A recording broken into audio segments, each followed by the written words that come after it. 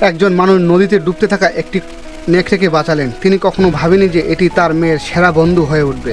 প্রথমে নেকড়েটি মানুষকে ভয় পেত, এমনকি আক্রমণাত্মক আচরণ করত, কিন্তু লোকটি ধৈর্যের সঙ্গে প্রতিদিন তাকে প্রচুর মাংস খাওয়াতেন।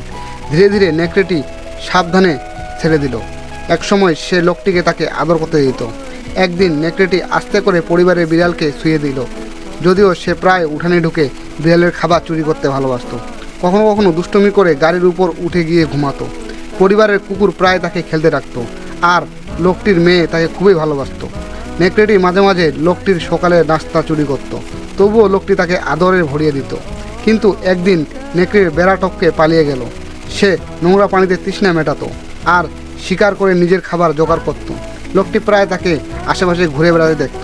তিনি বুঝতে পারলেন, যতই আরামদায়ক খাবার ও যত্নে থাকুক, বন্যপ্রাণীর কাছে প্রকৃতির মুক্ত জীবন সবচেয়ে প্রিয়।